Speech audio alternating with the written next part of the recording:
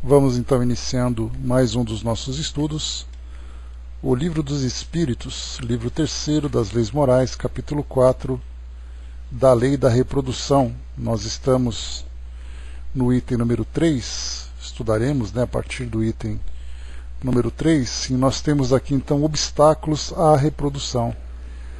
Temos depois também o item número 4, casamento e celibato, e depois o número 5, poligamia. Kardec tem poucas questões propostas para esses temas, então nós vamos aqui analisar a resposta de Kardec, trazer algumas considerações e depois então também ilustrar com comentários de Miramês lá no nosso Livro dos Espíritos comentado. Então, iniciando aqui para nós, lembrando que nós estudamos aqui nos itens anteriores, deixa eu abrir para vocês aqui só para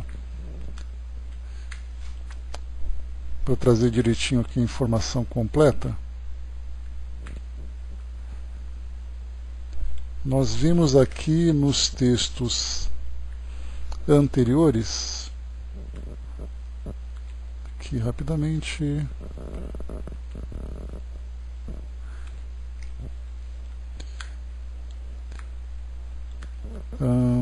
só um instantinho que eu fechei a página aqui sem querer e não trouxe as informações anteriores. Nós vimos aqui então população do globo, nós vimos alguns textos de estudos geográficos, estudos biológicos também, e depois sucessão e aperfeiçoamento das raças, que foi o tema que nós vimos no nosso último encontro. Então, vamos aqui ao nosso item número 3, obstáculos à reprodução.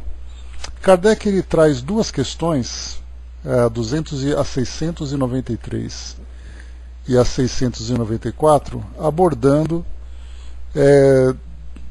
dois pontos de vista quando se trata de obstáculos à reprodução. Na questão 693, ele teve aqui um desdobramento, na questão A, no item A dessa questão. Então a gente vai analisar primeiro o obstáculo que nós podemos impor, por exemplo, à natureza, a reprodução das plantas, reprodução dos animais. E depois ele traz uma abordagem falando sobre os obstáculos à reprodução dos seres humanos. Então vamos analisar esses dois pontos de vista, ou esses dois temas, esses dois tópicos. Então, na 693, Kardec pergunta: as leis e os costumes humanos que objetivam ou têm por efeito criar obstáculos à reprodução são contrários à lei natural? Tudo que entrava à marcha da natureza é contrário à lei geral. Então, lembrando que, se biologicamente todos os seres vivos estão aptos a se reproduzirem, então Kardec pergunta se nós impormos algum tipo de obstáculo para impedir essa reprodução, se nós não estaríamos indo contra essa lei natural.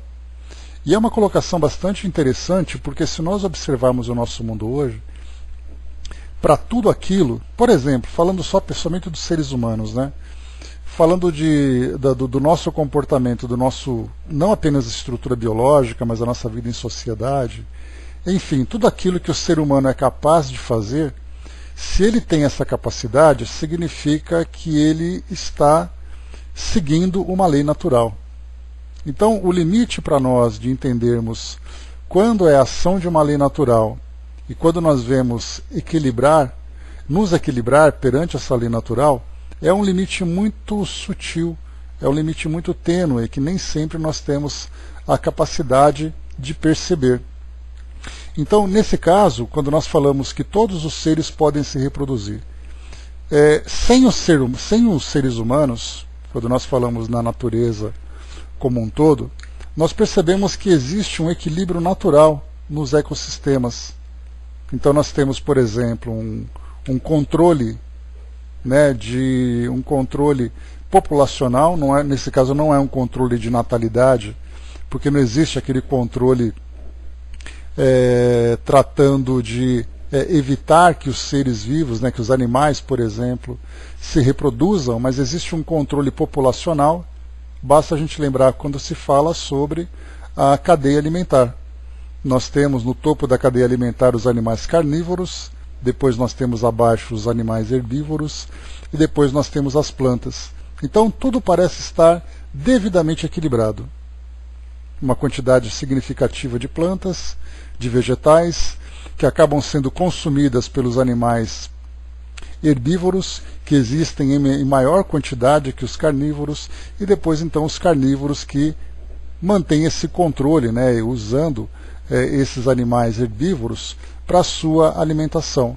Então, quando se fala nessa lei natural, nós podemos colocar esse fator da lei natural, nós podemos colocar também a questão biológica. Nós temos seres que demoram mais tempo ou menos tempo durante uma gestação para reproduzir.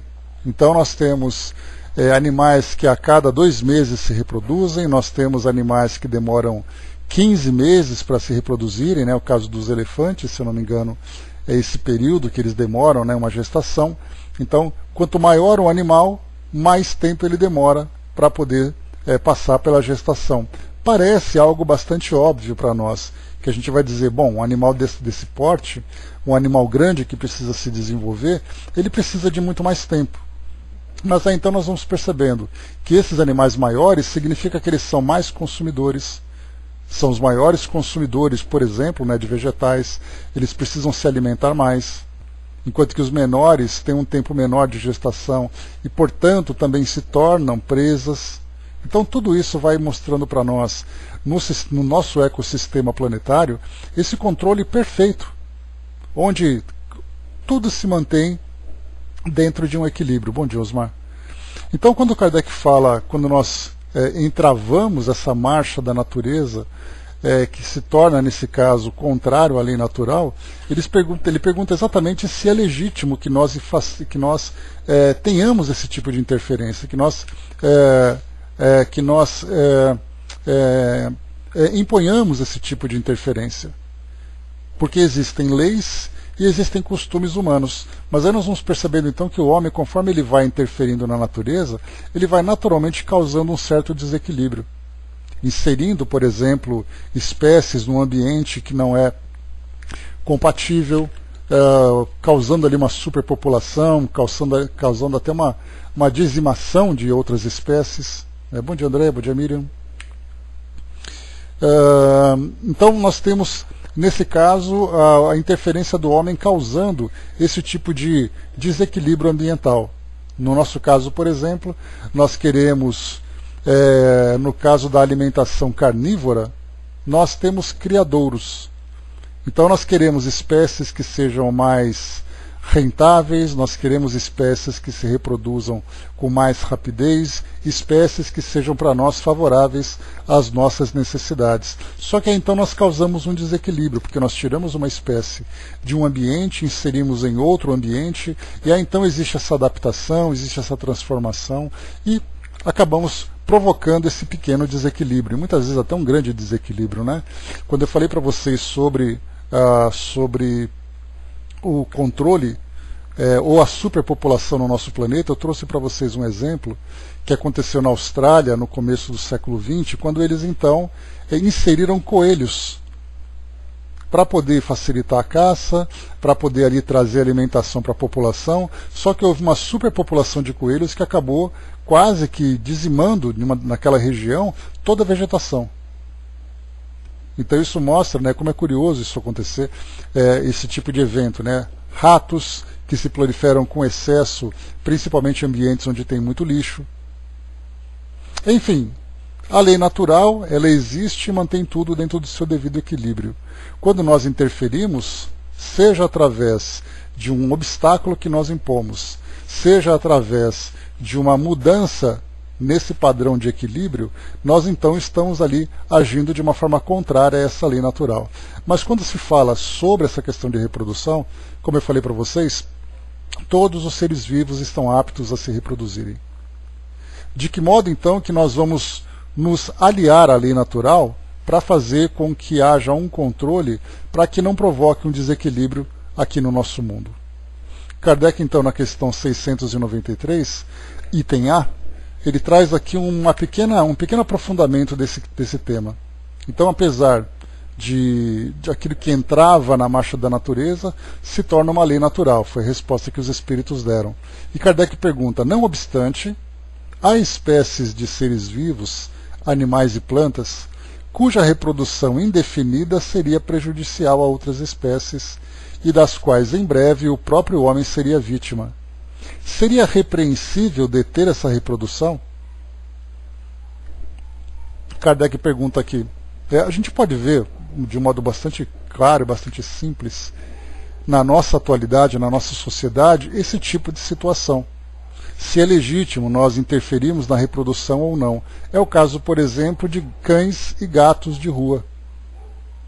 Ou mesmo, cães e gatos domésticos, tratados ali com as famílias, mas que, se permitirem, eles acabam se reproduzindo em excesso.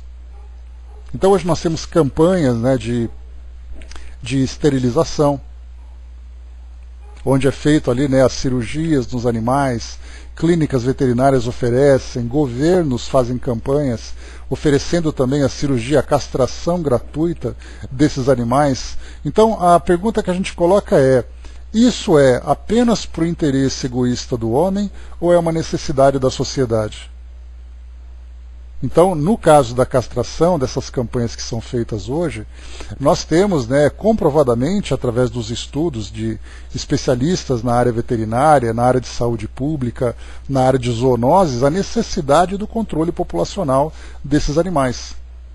Então, quer dizer, dentro da nossa perspectiva, da nossa visão essa que eu também concordo, que há necessidade mesmo desse tipo de controle, nós temos, do nosso ponto de vista, é algo legítimo e é algo necessário. Agora, quando nós começamos a olhar de uma perspectiva mais elevada, a pergunta é, aquilo que nós estamos considerando certo hoje, está realmente certo, estando afinizado com a lei natural? Pode ser que sim, pode ser que não. A princípio, nós acreditamos que sim. E aí nós temos um outro ponto, passando também dessa mesma ideia da castração. Lembra que eu falei para vocês que existiam alguns grupos políticos, alguns grupos sociais que apresentaram uma proposta de fazer ali a castração de mulheres após o segundo filho, se ela for de baixa renda? Isso foi polêmico, isso foi descartado, obviamente. Como eu comentei com vocês até no primeiro estudo que nós fizemos aqui sobre a quantidade de pessoas aqui do nosso planeta, isso foi descartado porque é uma violação direta à nossa Constituição, que diz para nós que nenhum indivíduo pode ser submetido a algum tipo de intervenção cirúrgica sem que ele dê permissão. E, ao mesmo tempo, nós temos também uma outra lei que diz que, no caso do Código dos médicos, diz que não pode permitir que uma pessoa venha a óbito por falta de atendimento. Então nós temos duas leis que acabam se contrapondo. A lei da vida é muito mais importante do que a lei da morte. Nesse caso, então, nós encontramos em reportagens que são publicadas falando sobre transfusão de sangue, famílias que não permitem. Então nós temos ali um juiz, Leca, bom dia. Então nós temos ali juízes que permitem que façam essa intervenção e mesmo que as famílias entrem com recurso, eles acabam perdendo. Porque no Código Médico, que também está ali vinculado à nossa Constituição, diz que a vida é mais importante do que a morte. Obviamente. Então, quer dizer, você tem que respeitar o direito à vida do indivíduo, mesmo que a família, nesse caso, seja contra. Mas no caso de uma mulher, por exemplo, ser submetida a uma cirurgia de laqueadura contra a sua vontade, isso é uma violação do seu corpo que vai contra a nossa Constituição. Mas, quando nós falamos em castração de animais e castração de seres humanos, independente de nós falarmos de uma espécie mais importante do que a outra, nós falamos do procedimento e da intenção. De colocar, por exemplo, famílias pobres não têm condições de sustentar os seus filhos, então, portanto, nós vamos impedir que elas tenham filhos. Aí nós temos uma violação moral. Não é apenas uma questão de pesquisa que nós vamos colocar que vai beneficiar ali a sociedade em termos de saúde pública, na questão de zoonoses, nós falamos de uma questão moral que a sociedade precisa lidar.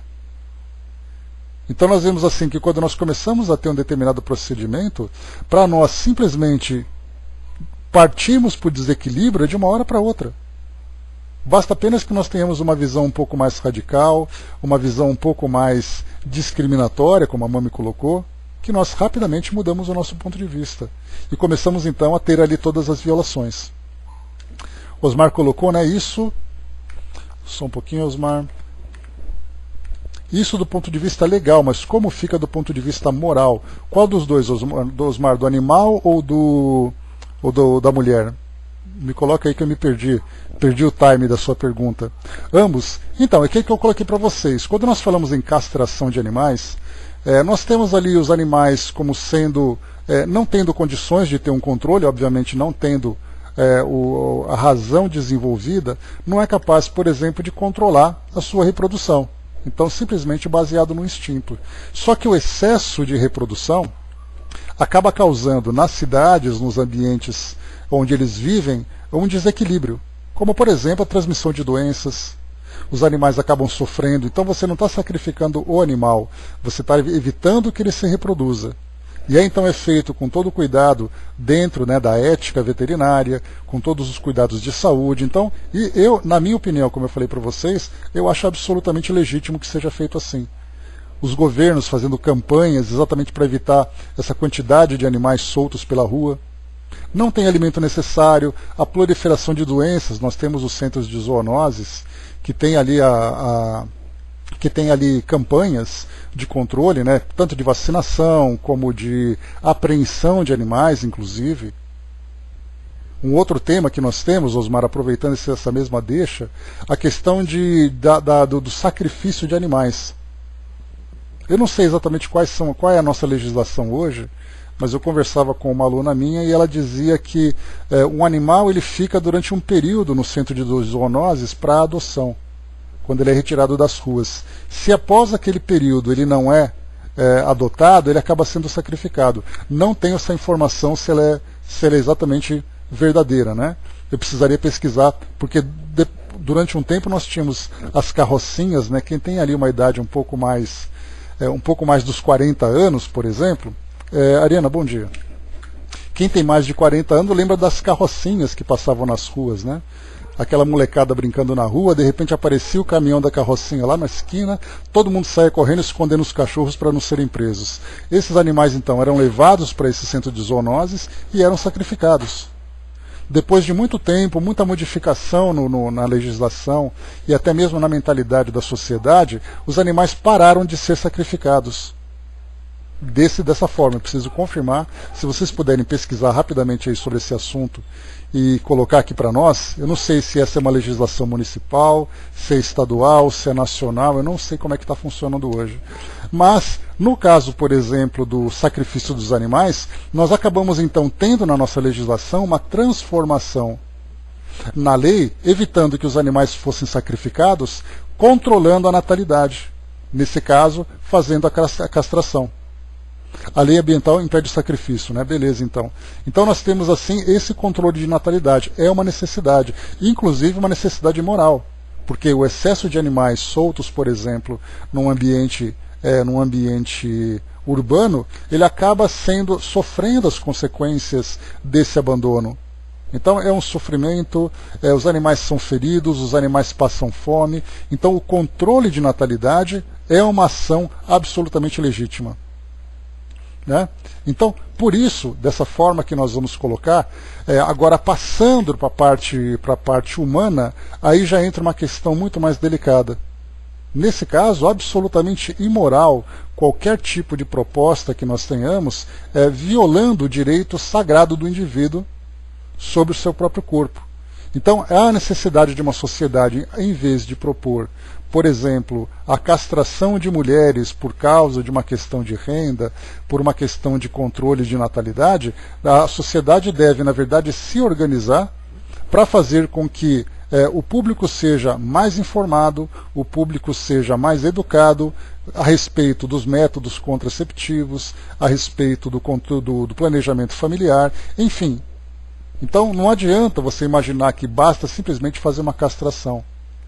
E nós tivemos aqui, nós falaremos um pouco mais abaixo, também dessa questão, da China, por exemplo, né, que foi uma referência para nós durante um bom tempo, falando sobre esse controle de natalidade, proibindo que as famílias tivessem mais de um filho.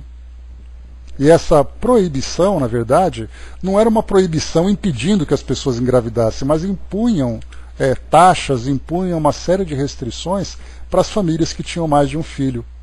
Isso foi transformado, se eu não me engano, foi em 2016 ou 2017, essa lei se modificou. Então os casais agora podem ter. Né? E, inclusive, né, Mami, tem um documentário muito interessante, embora bastante lamentável, chamado Quarto da Morte. Eu já tive a oportunidade de assistir e mostrava que, primeiro, as mulheres na China, elas eram rejeitadas pelas famílias. Então a quantidade de abortos que eram provocados para mulheres que engravidavam de meninas era muito maior do que de meninos, principalmente no ambiente rural. Ambiente rural em que havia necessidade de uma força física para manter ali as pequenas propriedades, né? Então as mulheres trabalhavam menos do que os homens em termos de força física na interpretação daquela sociedade. E mais do que isso, né? Quando havia um casamento, a menina que estava na sua família ia morar com a família do marido, fazendo com que então deixasse a família dela desguarnecida em termos de mão de obra. Então, culturalmente, as mulheres, as meninas, eram desprezadas por aquela sociedade, por parte daquela sociedade, principalmente no campo rural. Então, no caso da China, havia o controle de natalidade, e era uma necessidade de uma imposição daquele tipo. Não posso dizer para vocês até que ponto ela era saudável ou não era, mas era necessário, quando nós falamos de um país com mais de 1 bilhão de pessoas. É uma outra história, né? China, Índia, com uma quantidade absurda de gente passando fome e tudo mais, então o controle de natalidade era uma necessidade. E aí então a legislação criava esse impedimento. Então o governo fornecia para as famílias uma escola pública, atendimento hospitalar público, mas para o segundo filho a família tinha que pagar. E aí então a gente via a quantidade de abortos que eram praticadas na China, que são praticados na China. Se nós falamos que o Brasil tem uma taxa significativa de abortos, imaginemos na China com uma sociedade com mais de 1 bilhão de habitantes. E aí então nós começamos a fazer aquele questionamento, até onde é legal, até onde é imoral. Quando nós falamos sobre a lei natural, quando nós falamos sobre o direito à vida, o respeito à vida, nós vemos nesses comportamentos uma série de violações. E essas violações acontecem ainda devido ao estado moral da nossa sociedade.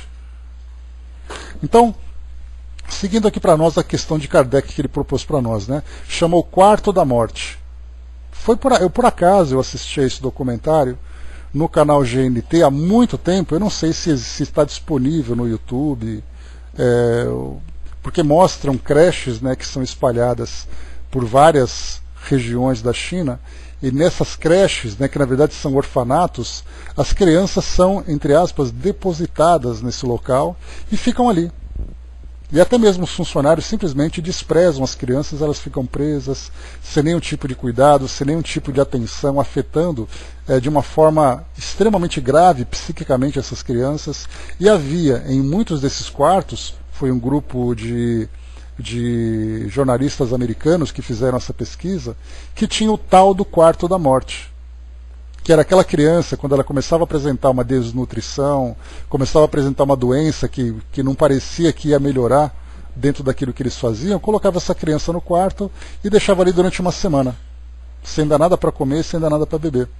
E aí todos os dias eles olhavam para ver se a criança estava viva ou não.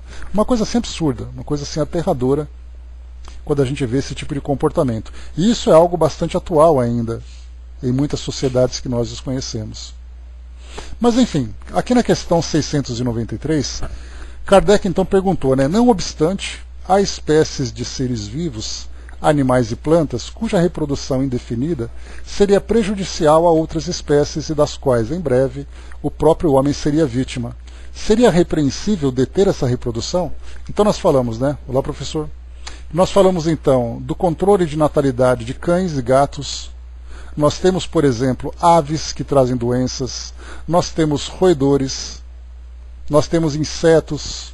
Enfim, toda aquela parte de zoonose, né? O estudo da zoonose significa a interferência, né? Ou melhor, a relação do homem com os animais e as doenças que podem ser provocadas. Então, em cada cidade, nós temos ali um centro de zoonoses que trata desses cuidados, né? São as doenças dos animais que afetam os seres humanos. De que forma que esse controle, então, será feito? Quando Kardec propôs para nós essa questão, lá em 1860, 1860 no máximo, né? Que foi a segunda edição do Livro dos Espíritos, ele tinha ali aqueles cães que ficavam na rua de Paris, que via ali, né, as aves também que ficavam nas praças e tudo mais. Só que, na verdade, nós estamos falando agora de uma sociedade que tem ali quase 7 vezes mais habitantes do que tinha antes. 7 vezes mais. De 1 bilhão de pessoas, nós temos agora quase 8. E nós falamos da população humana, mas também falamos da população animal. Então, quando nós colocamos, né, alimentar os pombos nas grandes cidades, nós temos ali as várias doenças que podem ser provocadas, né? Falamos também, quando nós tivemos no passado, Kardec apresentou esse tema também, lá no ano de 1300 e pouco, nós tivemos ali a grande peste negra que assolou a Europa, né? Dizimando ali 1/3 da população europeia naquela época. Então a peste era uma doença que surgiu por causa do acúmulo de lixo. Então era uma sociedade que não tinha ali o saneamento básico da forma como nós temos hoje, né? A mesma coisa também, né? Então tínhamos ali falta de saneamento básico. Nesse caso do saneamento básico, juntava então ratos, os ratos proliferavam doenças e surgiu então a famosa peste bubônica. Chama bubônica, né? Porque as bolhas que apareciam no corpo das pessoas pareciam um bulbo, né? Que é como se fosse uma lâmpada, aquela bolha, né? Então, peste bubônica. Então, mais, né, de 1/3 da população europeia acabou desencarnando por causa desse tipo de praga, por esse tipo de doença. Então, de que forma que nós podemos controlar a população desses animais, tratando, nesse caso, das zoonoses, e qual é o limite entre aquilo que é o certo e aquilo que é o imoral? A nossa sociedade planetária se encontra numa fase de ajuste de valores. Esses ajustes significam o que eu preciso fazer e qual é a forma certa de se fazer. Nesse caso, quando nós falamos mais uma vez da castração dos animais para evitar essa superpopulação, é algo que nós encontramos de uma forma muito justa. Porque os animais, então, eles são recolhidos, são tratados, depois são reabilitados e depois, então, devolvidos aos seus ambientes naturais. Então, tudo feito dentro de uma ética médica veterinária bastante equilibrada, bastante justa do nosso ponto de vista atual. Pode ser que no futuro, daqui a alguns 200 anos mais ou menos, nós tenhamos uma visão diferente dessa realidade. Mas hoje parece ser para nós aquela que é mais justa. Nós temos outras medidas também que são colocadas, por exemplo, no centro-oeste do Brasil, naquela região do Pantanal, já houve épocas em que eles liberaram, por exemplo, a caça a jacarés, porque a superpopulação, né, os criadouros, acabaram reproduzindo um excesso muito grande de jacarés, e aí então a carne perdeu o seu valor, ninguém mais comprava, eles soltaram na natureza. E aí aquela superpopulação estava acabando com a pesca na região. E aí então liberaram a caça dos jacarés. E aí então aquele bando de caçadores iam lá se divertir. A gente vê que começa a imoralidade desde o início. Quando o homem, visando ali o seu lucro, cria uma superpopulação desses seres, quando não serve, depois solta na natureza. Depois, para consertar esse erro, eles liberam outro erro.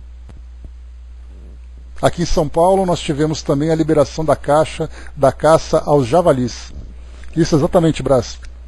A mesma coisa, porque o excesso de população de javalis também acabou provocando esse tipo de desequilíbrio na natureza.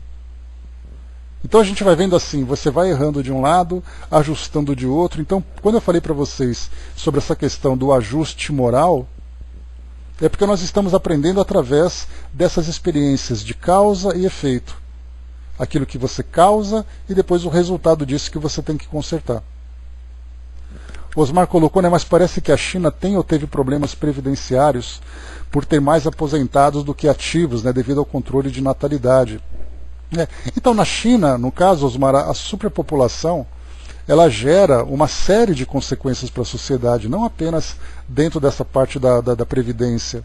Nós falamos, por exemplo, da superpopulação na questão dos alimentos, na questão do atendimento público, na questão da educação. Então a superpopulação ela traz para nós uma série de consequências que precisam ser reguladas.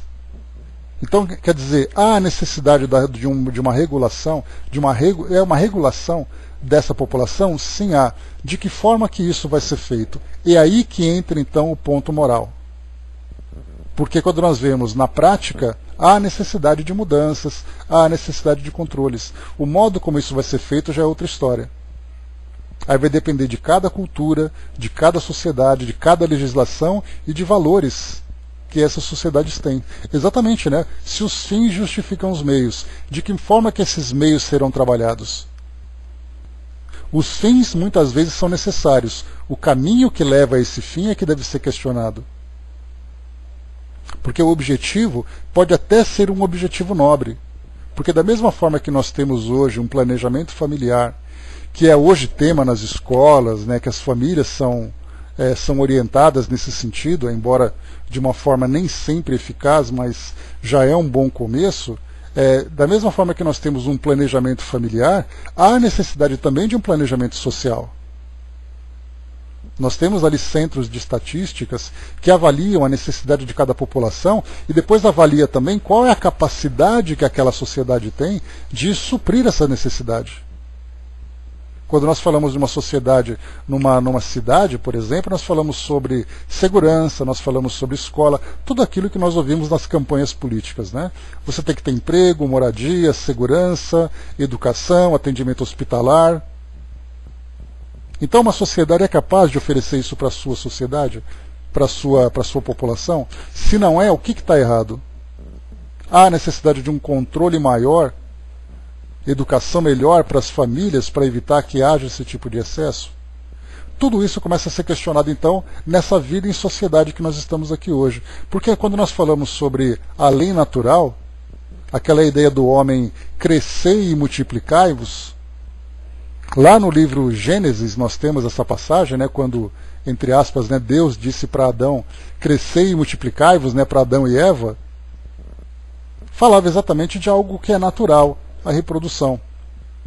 Mas também fala que é algo natural a evolução racional do homem. Porque conforme ele vai se desenvolvendo, ele vai também desenvolvendo a sua inteligência, e essa inteligência deve ser aplicada a seu favor. Para que ele tenha um controle sobre a sua vida, um controle na vida da sociedade, para que ele possa viver de um modo equilibrado, para que faça com que a sua experiência de provas, expiações e missões que ele tem aqui no mundo seja algo realmente eficaz.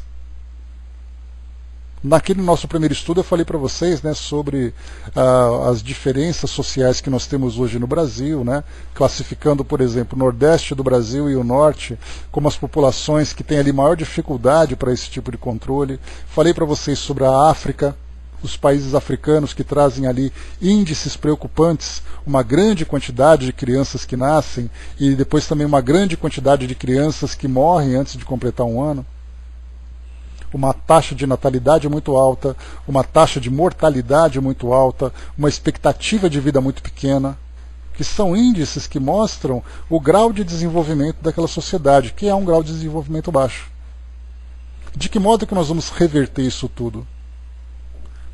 A Conceição colocou, né, a Coelba, na Bahia, estava fazendo estudo como controlar os pardais, né, pois estavam dando problemas na fiação elétrica, né? E ao mesmo tempo também, né, nós temos próximos a aeroportos, né, por causa do acúmulo de lixo, nós temos a infestação de escorpiões aqui em algumas cidades de São Paulo, nós temos também a própria epidemia da dengue por causa dos criadouros de mosquito e outras doenças como febre amarela.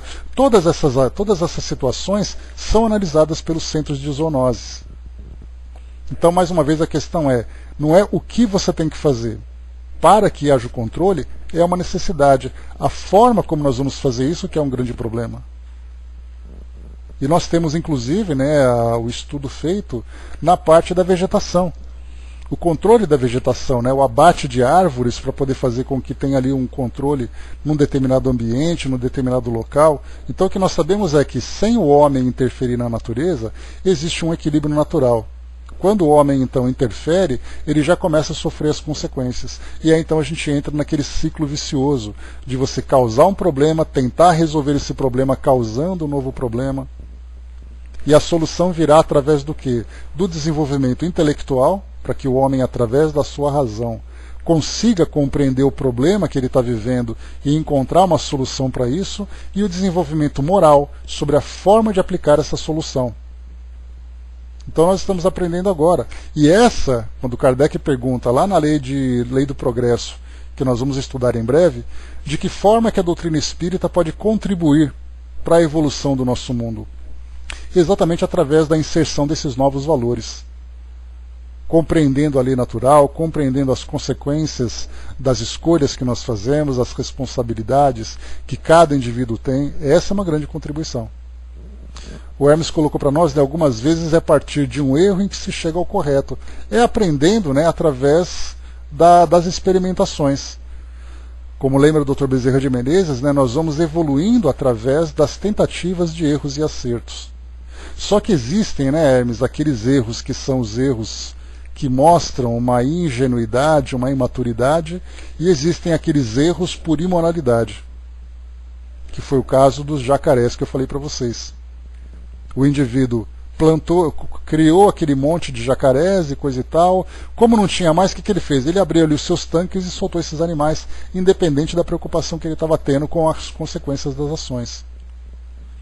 O indivíduo que tem ali o lixo em casa e não tem a preocupação de fazer uma coleta seletiva, não tem a preocupação de descartar no lugar correto. Isso não é uma ingenuidade, isso é malandragem. E essa malandragem mostra exatamente um erro moral. Então nós estamos naquele limite entre o erro da falta de conhecimento e o erro da imoralidade. O erro da imoralidade é aquele que tem um peso maior para o indivíduo, porque ele errou com conhecimento, ele sabia que é errado. E agora tem aqueles erros que nós não sabíamos que era errado, mas a gente fez aquilo que era possível no momento. A gente tentou fazer a coisa certa, só que hoje a humanidade se encontra num grau de desenvolvimento intelectual que não existe mais ninguém bobo, né? Não existe mais aquele que diz assim, eu fiz porque eu não sabia. Sabia sim. Pela quantidade de informação que nós temos, pela formação que nós temos, pelo conhecimento que nós estamos desenvolvendo, ninguém mais age ingenuamente. Então hoje nós podemos até estar sofrendo consequências de erros do passado que vieram se desdobrando gerações após gerações. Mas hoje nós chegamos num ponto em que há necessidade de fazer essas correções. Só que muitas vezes, por causa dessa imoralidade, a gente quer consertar uma coisa de um jeito malandro, criando um outro problema. E aí então nós só vamos parar de viver esse círculo vicioso quando realmente tivermos consciência daquilo que nós estamos fazendo. Agir com consciência, com responsabilidade, com moralidade. E a própria passagem do Evangelho, né, em que Jesus diz não fazer ao outro aquilo que você não gostaria que fizesse a você, já resumiria toda essa questão. Porque aí sim nós simplesmente mediríamos as nossas ações, coisa que hoje nós não fazemos. Nós agimos de uma forma impulsiva, de uma forma subjetiva, a partir do nosso ponto de vista, sem pensar nas consequências que isso pode trazer. Quando nós começarmos a pesar esse quesito, nossas ações se modificarão significativamente. Então aqui, Kardec coloca para nós, deixa eu ver aqui, Questão 693. Agora vamos finalmente à resposta dos espíritos, né? Kardec colocou então, né? Não obstante, há espécies de seres vivos, animais e plantas, cuja reprodução indefinida seria prejudicial a outras espécies, e das quais em breve o próprio homem seria vítima. Seria repreensível deter essa reprodução? Olha a resposta dos espíritos. Deus deu ao homem, sobre todos os seres vivos, um poder que ele deve usar para o bem, mas não abusar. Ele pode regular a reprodução segundo as necessidades, mas não deve entravá-la sem necessidade. A ação inteligente do homem é um contrapeso posto por Deus entre as forças da natureza para restabelecer-lhes o equilíbrio. E isso também o distingue dos animais, pois ele o faz com conhecimento de causa. Os animais concorrem, por sua vez, para esse equilíbrio, pois o instinto de conservação que lhes foi dado faz que, ao proverem a própria conservação, detenham o desenvolvimento excessivo e talvez perigoso das espécies animais e vegetais de que se nutrem. E ele fala aqui então, né, da cadeia alimentar, que é exatamente, né, nós assistimos a um documentário sobre a vida animal e nós vemos ali espécies abatendo outras espécies. Teve até esses dias, eu estava vendo um documentário lá na região do Ártico, e aí então mostrou raposas árticas que ficavam ali à espreita caçando aqueles patos que nasciam naquela região. Então de repente um patinho estava ali coitadinho caminhando entre as pedras, aí vinha uma raposa malvada e pegava esse patinho. Aí ficava com aquela raiva, né? Por que a raposa fez isso? Aí a raposa pegava e levava esse patinho para os filhotinhos dela comer. Aquelas raposinhas todas fofinhas, todas bonitinhas, também se alimentando. Então aquela impressão inicial que nós temos, ela começa a tomar uma forma diferente quando nós entendemos sobre a necessidade da natureza de agir dessa forma, colocando animais convivendo com outros animais, no caso herbívoros e carnívoros, convivendo junto, mantendo esse equilíbrio. Nenhuma espécie extingue a outra. Uma parte dela continua se desenvolvendo e a outra parte supra a necessidade desses outros seres. E aqui nós vemos, os animais concorrem, por sua vez, para esse equilíbrio. Então, quando nós falamos sobre esse controle reprodutivo, nós temos os próprios animais agindo de uma forma instintiva para esse controle, dentro da cadeia alimentar. O homem, por sua vez, também concorre para esse equilíbrio. Só que no caso do homem nós inserimos outros detalhes. Nós temos ali a ambição, nós temos a ganância, nós temos ali as imperfeições morais, que muitas vezes acabam distorcendo as suas ações, partindo muito mais para ideias primitivas, ideias egoístas, do que para intenções nobres. No caso dos animais, eles simplesmente sobrevivem. Porque eles colocam para nós, né? Os animais concorrem, por sua vez, para esse equilíbrio, pois o instinto de conservação que lhes foi dado, faz com que, ao proverem a própria conservação, detenham o desenvolvimento excessivo e talvez perigoso das espécies animais e vegetais de que se nutrem. Então a lei natural age de uma forma sábia. Quando nós interferimos, nós desequilibramos. Hermes lembrou, tudo concorre para o equilíbrio da natureza. Lendo para nós aqui então o comentário de Ramatiz, vamos lá aqui para a gente ilustrar de uma forma um pouco mais profunda. Aqui ele coloca um artigo assim, contra a lei geral. Tudo na natureza busca o equilíbrio usando de todas as formas possíveis. E o homem deve observar a lei natural, suave e harmoniosa. Quando falamos em mensagem anterior, a inteligência do homem lhe foi dada para ser usada na conservação do equilíbrio, ajudando as leis da natureza que deixam para os seres humanos a sua parte a fazer.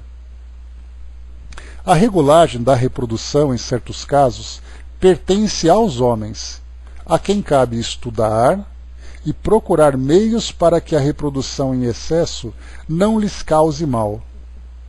É claro que essa regulagem não deve vir pela força da vaidade nem inspirada pelo egoísmo.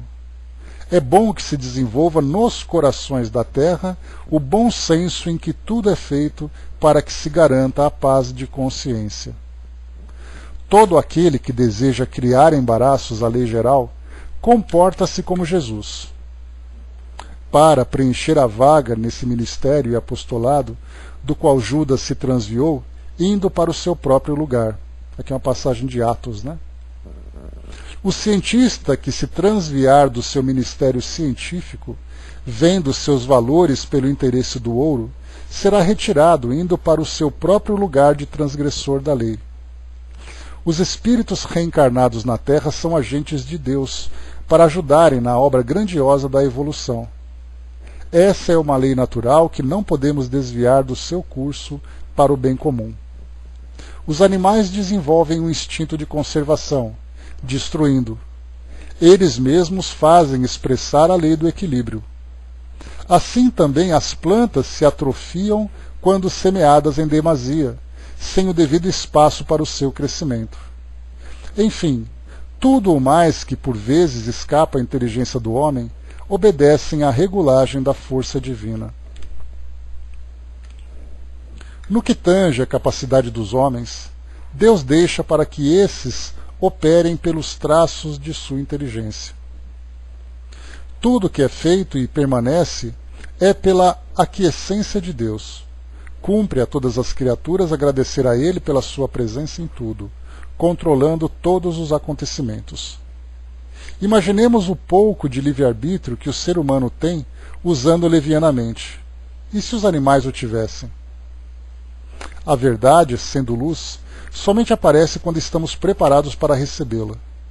Que Deus nos abençoe, fazendo chegar sempre a nós a sua magnânima vontade, para que possamos nos alimentar e dar vazão ao amor. Observemos a nossa palavra. Se a produzíssemos sem disciplina, que a mente pode dar, o que seria de nós? Ela precisa ser educada nas diretrizes do amor e da caridade, para ser mais útil aos que nos ouvem e para nós mesmos. Vamos dar graças a Deus pelo que Ele nos deu, em entendimento, de maneira que possamos aplicar as nossas forças para a perfeição da vida, despertando os valores que nos foram entregues pelo seu coração amoroso. Convém acreditar que estamos caminhando sempre para a frente, e que em tudo dependemos primeiramente de Deus. Depois dele foi-nos entregue o resto.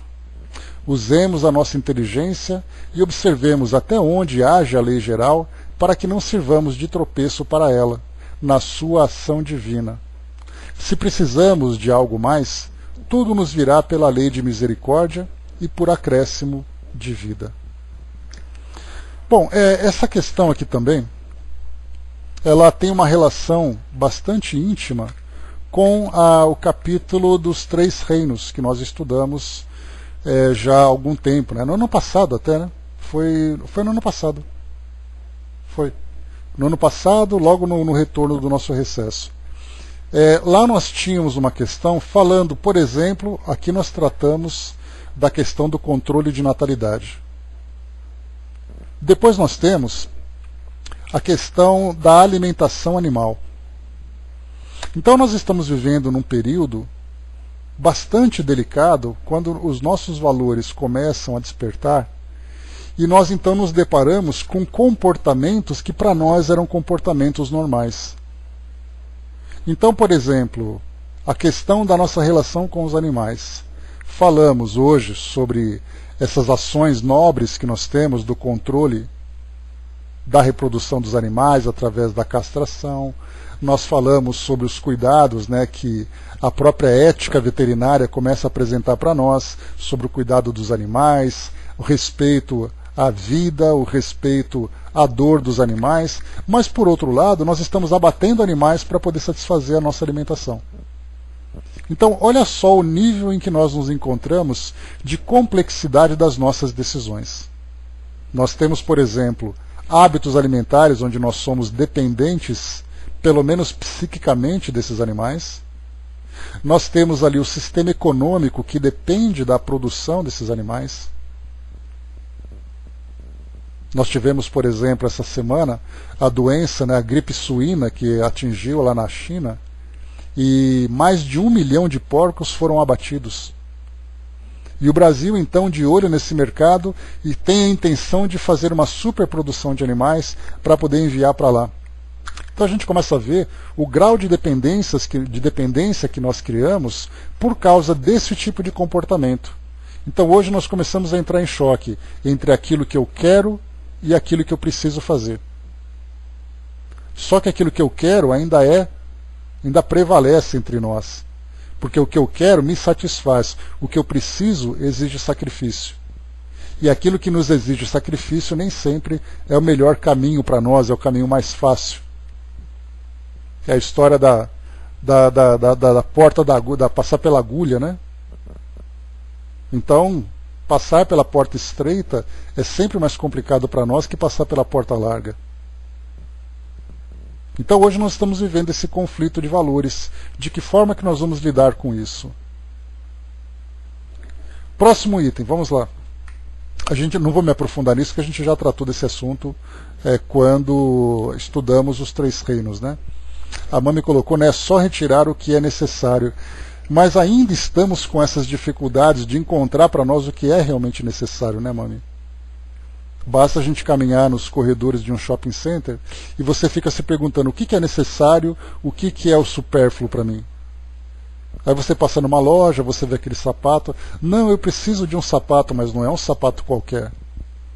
Eu preciso comprar ali um iPhone novo que custa os olhos da cara, mas é uma necessidade que eu tenho. Mas tem gente que não tem iPhone e sobrevive normalmente.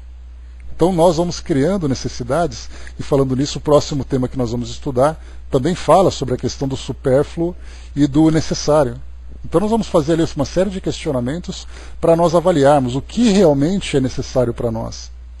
E cada um sabe ali onde, né, tem ali as suas necessidades. Não adianta a gente pegar uma sociedade que tem ali um pequeno poder aquisitivo, que vive com aquilo que realmente é necessário, e uma sociedade que tem um poder aquisitivo maior, que pode ali desfrutar dos confortos e dos prazeres de adquirir um patrimônio. Então cada um ali sabe também. Esse é um outro ponto que a gente começa a questionar quando os nossos valores começam a se desenvolver. Próxima questão, vamos lá. Questão 694.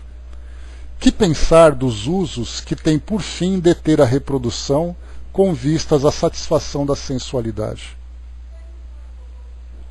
Isso prova a predominância do corpo sobre a alma e o quanto o homem está imerso na matéria. Então aqui nós colocamos, nas décadas de 1950 e 1960, os nossos cientistas descobriram os métodos anticoncepcionais, principalmente as pílulas anticoncepcionais. Porque lembrando que método contraceptivo, nós temos ali, encontraram em escavações no Egito, tripas de carneiro que serviam de preservativos. Desde aquela época já tinha essa preocupação. O homem já tinha aquela noção de como se dá a gravidez, que não era a cegonha que trazia os bebezinhos para eles, né? Então eles usavam métodos contraceptivos. A partir da década de 50 e 60, nós tivemos um fenômeno muito interessante, que vale a pena a gente desenvolver um raciocínio em torno disso. Quando nós assistimos a filmes antigos que mostram... Filmes antigos não, filmes que mostram uma época antiga, porque podem ser filmes antigos como podem ser filmes atuais, mas que mostram, por exemplo, um padrão de vida na sociedade, ali por volta de 1930, 1940, nós tínhamos uma sociedade bastante machista, bastante patriarcal, as mulheres vivendo, né, as mulheres eram donas de casa, tendo ali os seus vestidos, as suas roupas, né, aquelas propagandas maravilhosas de eletrodomésticos que as mulheres compravam, e os homens, né, com seus carrões, com seus ternos muito bem vestidos. Então esse era um retrato da sociedade naquela época. As mulheres eram acessórios, embora fossem protagonistas dentro de casa, né, na limpeza, na faxina, essas coisas, e os homens então eram os protagonistas da sociedade. Veio a Segunda Guerra Mundial por volta de 1939. Muitos homens foram para a guerra, muitos homens morreram na guerra, mas nesse período em que eles ficaram fora, as mulheres começaram então a trabalhar naquele esforço de guerra. Começaram a ir para as fábricas, começaram a trabalhar para sustentar suas famílias, começaram a botar a mão na massa mesmo, desfrutando de uma liberdade que até então elas não tinham. Quando acabou a guerra, os homens então voltaram para casa e não encontraram mais as mesmas mulheres que eles tinham visto antes. Aquelas mulheres submissas perceberam então que a força que elas tinham, que elas demonstraram durante a guerra, era algo que não tinha mais volta. Era uma conquista que elas tinham alcançado, da qual elas não mais abririam mão. Então as mulheres conquistaram a sua independência. Quando deu ali por volta de 1950, 1960, nós vimos uma série de manifestações das mulheres exigindo os seus direitos. Então nós tivemos aquelas imagens, por exemplo, das mulheres queimando sutiãs nos Estados Unidos. Vocês devem se lembrar de alguma reportagem, algum documentário ou filme que falava sobre isso. Então, naquela época, as mulheres então começaram a exigir o direito. Então, queimaram sutiãs, faziam passeatas. Nesse mesmo período surgiu a pílula anticoncepcional. As mulheres começaram a exigir o direito ao aborto. Tudo isso por causa dessa mudança de mentalidade durante esse período da guerra. Então elas começaram a buscar esses direitos. Não estamos questionando se são direitos justos ou injustos. O importante é que elas lutavam por esses direitos. A partir desse período, nós começamos a perceber que o controle de natalidade se tornou uma opção. E, ao mesmo tempo, perceberam que essa liberdade que elas buscavam, não aquela liberdade, não aquela vida repressora em que as mulheres eram objetos sexuais dos homens, mas as mulheres começaram a perceber que elas também poderiam desfrutar desses prazeres através desses cuidados. Então, o aborto e a pílula anticoncepcional foram dois instrumentos que chegaram, que começaram a reforçar cada vez mais esse direito e essa liberdade que as mulheres tinham. E nós colocamos essa liberdade que as mulheres tinham porque os homens, entre aspas, não tinham essa preocupação. Não era o homem que engravidava. Então ele não estava muito preocupado com isso, isso era um problema da mulher. Só que as mulheres então começaram a encontrar uma forma de resolver esse problema. Se o problema é nosso, então nós vamos resolver esse problema. E começaram então a viver essa liberdade. E isso começou então a se infiltrar na nossa sociedade, esse pensamento. Então a preocupação com a gravidez, que trazia para nós uma série de consequências, né? Basta a gente lembrar que uma mulher divorciada, uma mulher que era mãe solteira, era um escândalo para as famílias. Só que aí a mentalidade começou a mudar, as mulheres começaram então a assumir a sua liberdade e começaram a viver isso de um modo muito claro para todos nós. E a sociedade começou a se adaptar a isso, a essa grande transformação. Então, toda essa história que eu contei para vocês, ela está muito ligada a essa questão 694, que Kardec coloca com essa questão de deter a reprodução com vistas à satisfação da sensualidade. Então nós vimos que as pílulas anticoncepcionais, os métodos contraceptivos de um modo geral, e aí então nós podemos incluir agora a questão da vasectomia, a questão do uso de preservativos, a laqueadura que as mulheres também fazem no processo cirúrgico, métodos anticoncepcionais para homens e para as mulheres com pílulas, né? Agora nós temos anticoncepcional masculino também surgindo aí no mercado. A pergunta é, esses métodos, eles servem para um controle de natalidade ou eles servem para as pessoas desfrutarem dos prazeres do sexo? Olha só o limite que nós estamos entrando agora. Aí nós vamos dizer assim, bom, numa família, nós temos ali o casal, ele tem essa preocupação de ter esse controle de natalidade. Lembrando que as energias sexuais são energias poderosas que trazem para nós uma profunda demonstração de amor, como Emmanuel coloca para nós, então é absolutamente natural. O método contraceptivo, nesse caso, tem por objetivo controlar a família, para fazer com que haja um equilíbrio no padrão familiar. Mas, ao mesmo tempo, nós temos ali, por exemplo, homens e mulheres desfrutando das relações sexuais simplesmente em busca de prazer. E aí então nós vamos falar sobre isso também, apesar de já termos tratado desse assunto, quando nós falamos então do sexo como responsável por lesões afetivas, por viciações e desequilíbrios. Nós já estudamos nos livros de André Luiz, mostrando as condições dos espíritos que viviam em função dessa sensualidade. Tudo isso começa a ser colocado como ponto importante de reflexão para nós. Então, a pergunta de Kardec, mais uma vez, que pensar dos usos que tem por fim deter a reprodução com vistas à satisfação da sensualidade? Isso prova a predominância do corpo sobre a alma e quanto o homem está imerso na matéria. Ou seja, para nós a vida material, ela traz para nós uma profundidade, uma importância muito maior do que a vida espiritual. Porque todos nós então buscamos o prazer. O prazer do sexo, o prazer das substâncias, o prazer das condutas. E vem aí para nós então todas as consequências morais de tudo isso. Porque aí nós começamos a envolver então provas e expiações que são geradas a partir desse comportamento.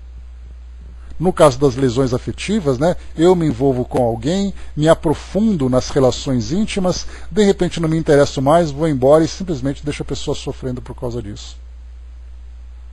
Eu sou responsável por aquele sofrimento. Então nós vamos percebendo que muitas famílias que se formam hoje se formam devido a esses compromissos do passado. Muitos desses compromissos envolvendo o comportamento sexual das pessoas.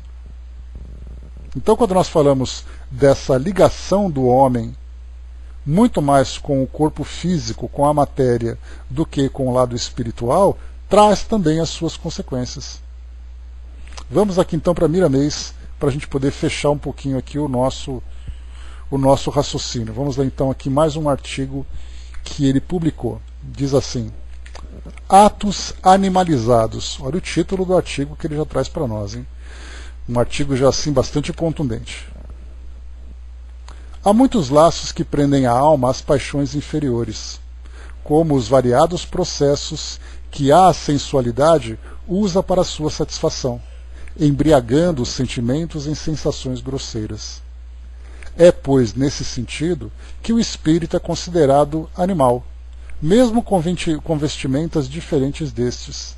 No entanto, as suas investidas no campo dos desregramentos são as mesmas ou por vezes piores. A doutrina dos espíritos surgiu no mundo, como nos refere a codificação, para educar e instruir. Não devemos nos cansar de repetir essas duas máximas que fazem do espírita um verdadeiro cristão quando ele toma a sério esses preceitos de luz. O homem, quando olha somente para baixo, esquece de sentir o espírito que domina a matéria. Ele é animalizado, ocupando a sua mente com a apologia de que a carne precisa de carne e que as satisfações inferiores o distraem. Não estamos aqui contra a prática do sexo, que sabemos ser força de continuação da espécie, mas somos somente contra o desregramento do mesmo, que pode levar à loucura e ao fascínio. Aliás, lá estudando André Luiz, nós vimos, né, na região do plano espiritual, espíritos que são levados à loucura por causa disso. Aliás, nós vimos no Mundo Maior. O livro, o tema Mundo Maior, trata dos desequilíbrios mentais, e muitos desses desequilíbrios têm como causa exatamente o desregramento sexual. O excesso das sensações pode embriagar a alma em caminhos de difícil recuperação. Convém anotar as necessidades dos espíritos que já acordaram para a luz, a autoeducação em todos os rumos da disciplina, para que no amanhã sintamos necessidade e facilidade de acompanharmos Jesus. Mesmo se já foi conquistada certa educação na área do sexo, não se deve vangloriar por esse feito de boa vontade. Se já se vive esse equilíbrio, ele mesmo, por si só, irradia a grandeza da alma. A verdade não precisa dos jornais e não pede outros meios de comunicação para se revelar. Ela, sendo verdade, já tem seus métodos de anunciação. Se já és equilibrado, que sejas para ti mesmo, a fim de que ninguém se vanglorie da presença de Deus. Passagem aqui de uma das cartas de Paulo aos Coríntios. Mesmo educando a poderosa força sexual, existem muitas outras para serem disciplinadas, que não se sabe quando elas estarão domesticadas. E quantos observamos nos meios espiritualistas que anunciam antes de consolidar a educação e voltam atrás, envolvendo-se nos sentimentos que supunham vencidos? E agora, como explicar o que não se consolidou em Cristo? O silêncio, em muitos casos, é força poderosa. Deixemos que os outros descubram as nossas virtudes, sem que nossa voz participe em defesa própria. A vanglória pode ser a perda do já conquistado. Não inventemos meios ilícitos para uma coisa tão séria como é a reprodução, e não desmoralizemos seus valores para a nossa própria satisfação. A natureza tudo fez sobre as bênçãos de Deus, para a glória da vida. Se os nossos pensamentos estão soltos no campo da sensualidade, procuremos Jesus, que ele nos dará orientações concernentes ao nosso equilíbrio moral e espiritual. Não desdenhemos os nossos valores, passemos a compreendê-los, que receberemos a recompensa da natureza. Que Deus nos abençoe nos esforços de educar o sagrado santuário da vida, donde gera a reprodução. Então aqui, esse artigo de Miramês, Atos Animalizados. Então nós vemos que essa ideia da reprodução que Kardec apresenta, olá Didman, essa ideia do obstáculo à reprodução que Kardec pergunta aos espíritos, né, e que os espíritos respondem, tem ali aquela questão do qual é o objetivo dessa contenção na reprodução, desse controle na reprodução. Nós já vimos então nos animais a questão da saúde pública, a questão da própria saúde dos animais. Nós falamos do controle de natalidade, quando vimos no primeiro tema, falando sobre a importância do planejamento familiar, dos métodos contraceptivos. Já falamos também sobre a questão da sexualidade, da importância dessas sensações e da importância desse comportamento no homem e na sua relação com o seu semelhante. E aí nós perguntamos agora, o homem impedir a reprodução apenas para a satisfação dos prazeres, isso tem para ele algum tipo de consequência? Os espíritos respondem então que é simplesmente a predominância da matéria sobre o espírito. Ou seja, nós estamos muito mais ligados ao mundo físico, e isso traz para nós dificuldades também para a nossa evolução, para o nosso crescimento. A Conceição perguntou que autor que é. André Luiz. Nós estudamos, foi o último livro que nós estudamos, Conceição, que é o livro No Mundo Maior. E ele fala sobre as diversas dificuldades enfrentadas no mundo espiritual por espíritos que ainda vivem sob a influência da matéria, embora estejam desencarnados. Então, meus amigos, encerrando por aqui o nosso estudo de hoje, olha só que interessante, né? Nós temos aqui duas questões para esse tema. Eu deixei aberto aqui já o item número 4 e o número 5, porque eu achei que a gente não ia conseguir desenvolver isso em apenas um estudo, né? A gente ia sobrar tempo para fazer isso, né? Mas aqui acabou que nós conseguimos chegar nesse ponto. Só para a gente poder concluir, eu tenho um artigo aqui do site O Consolador, que traz algumas passagens importantes falando sobre a questão do controle de natalidade. Então, uma das citações é um artigo, um texto de Joana de Ângeles, no livro Após a Tempestade, no capítulo 10, que ela fala sobre a importância do homem no controle de natalidade, né, no obstáculo à reprodução humana. Então ela diz assim para nós: o homem pode e deve programar a família que deseja, e lhe convém ter número de filhos e período propício para a maternidade, mas nunca se eximirá dos impiedosos resgates a que faz jus, tendo em vista o seu próprio passado. Os filhos não são realizações fortuitas, ou seja, não é simplesmente assim, eu decido quando ou se. O que ela explica procedem de compromissos aceitos antes da reencarnação pelos futuros genitores, de modo a edificarem a família de que necessitam para a própria evolução. É lícito os casais adiar a recepção dos espíritos que estão vinculados, impossibilitando mesmo que se reencarne por seu intermédio, mas as soberanas leis da vida dispõe de meios para fazer que aqueles rejeitados venham por outros processos à porta dos seus devedores ou credores, em circunstâncias talvez muito dolorosas, complicadas pela irresponsabilidade desses cônjuges que hajam com leviandade em flagrante desconsideração aos códigos divinos. Então aqui nós podemos colocar o estudo que nós já fizemos sobre o aborto, sobre métodos anticoncepcionais, abandono de filhos, ou seja, a relação que nós temos com outros seres no mundo espiritual vai fazer com que mais dia ou menos dia nós nos juntemos de novo para as devidas resoluções, de um modo mais ou menos doloroso também.